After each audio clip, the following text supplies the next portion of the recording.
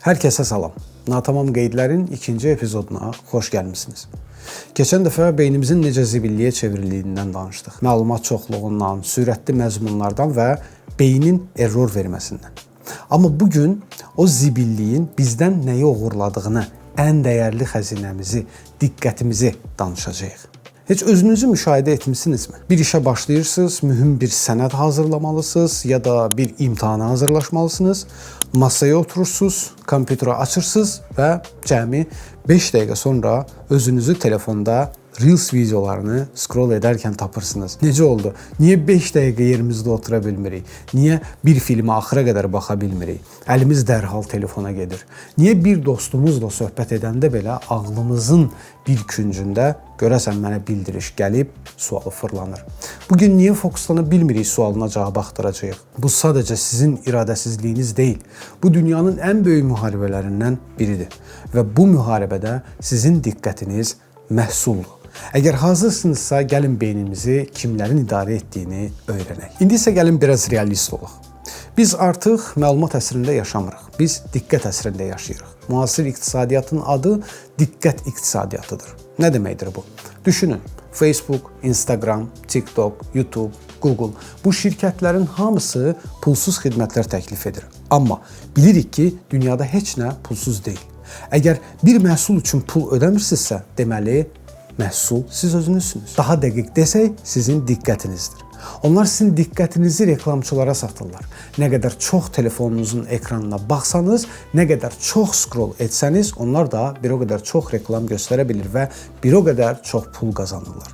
Ona görə də bu şirkətlərin yeganə məqsədi sizi mümkün qədər uzun müddət ekrana kilitləməkdir. Siz fokuslana bilmirsiniz. Çünki qarşınızda milyardlarla dollar büdcəsi olan dünyanın ən ağıllı alqoritmləri və neyrobioloqları dayanır.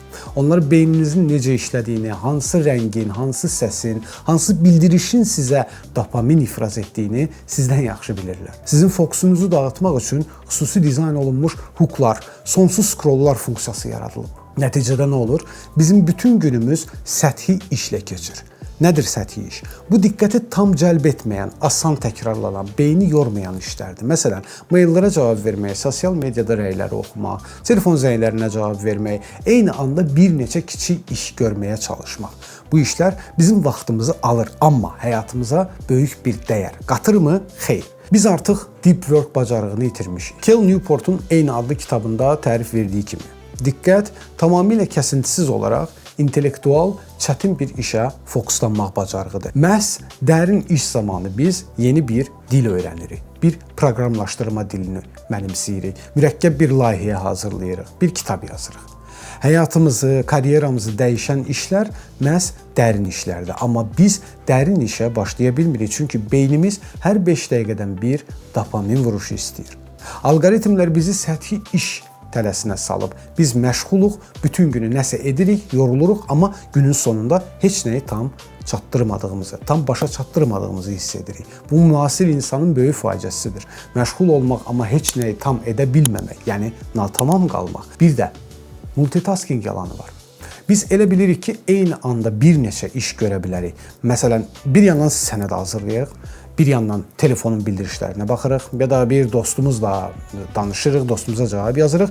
Beynimiz bu cür işləmir. Beynimiz kompüter kimi deyil. Eyni anda bir neçə proqram aça bilmir.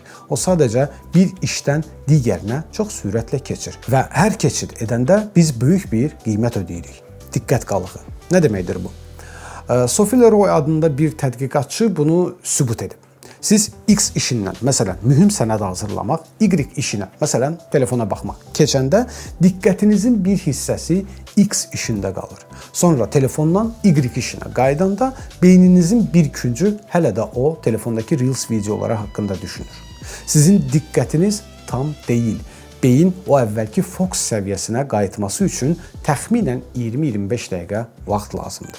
İndi bir düşünün, əgər sən hər 10 dəqiqədən bir telefona baxırsansa, deməli sən bütün günü diqqət qalığı rejimindəsən. Sənin beynin heç vaxt 100% fokuslana bilmir. Sən bütün günü öz potensialının cəmi 30-40%-ni istifadə edirsən. Həyatın, işin, öyrəndiklərin hamısı natamam qalır. Yaxşı, bəs nə edək? Bu müharibədə təslim olaq, çıxaq gedək? Əsla. Fokuslanmaq bir əzələ kimidir. onu məşq etdirmək və geri qazanmaq mümkündür. Amma bu sadəcə iradə ilə deyil, sistemlə mümkündür. Budur, mənim sizə tövsiyə edəcəyim 3 dərin addım. Birincisi, rəqəmsal minimalizm və fokus mode. Alqoritmlərin ən böyük silahı bildirişlərdir. Mütləq telefonunuzun bütün sosial media bildirişlərini söndürün. Kompüterdə işləyəndə narahat etməyin rejimini aktivləşdirin. Qayda belədir. Telefon sizə bildiriş verməməlidir. Siz nə vaxt istəsəniz telefona özünüz baxmalısınız. İkincisi, monotaskingi yenidən kəşf edin. Eyni anda 2 iş görməyi özünüzə fəxr saymayın. Bir işə fokuslanın. Əgər kitab oxuyursunuzsa, musiqini söndürün. Telefon başqa otaqda olsun. Əgər sənəd hazırlayırsınızsa, bütün digər pəncərələri bağlayın. Beyninizə sadəcə bir stimul verin. İlk başda bu darıxdırıcı gələcək, amma darıxmaq beyin üçün vacibdir. Çünki dopamin detoksu məhz oradan başlayır. Üçüncüsü, zaman bloklanması. Günümüzü planlayırıq. Məsələn, saat 10-12 arası mən sadəcə layihəyə fokuslanacağam deyin. Yəni özünüzə bunu deyin. Həmin vaxtda heç bir telefon, heç bir mail, heç bir kənar stimul olmamalıdır. Dərin iş üçün beyninizə müqəddəs bir vaxt ayırın. Bəli dostlar, bu gün diqqət müharibəsindən danışdıq. Diqqətini idarə edə bilən insan, həyatını idarə edə bilən insandır. Bu vaxt ərzində diqqətinizi mənə ayırdığınız üçün təşəkkürlər. Bu artıq sizin fokuslanma bacarığınızın olduğunu göstərir. Məsələn, siz də şərhlərdə bildirin. Sizin fokuslanmanıza ən çox nə mane olur? Sizin diqqət qalığınız hansı tətbiqdə qalır? Və növbəti videolarda görüşənədək. Natamam podkastda qalın, amma diqqətinizi tamamlamağa çalışın. Kanala abunə olsanız çox məmnun olarıq. Sağ olun.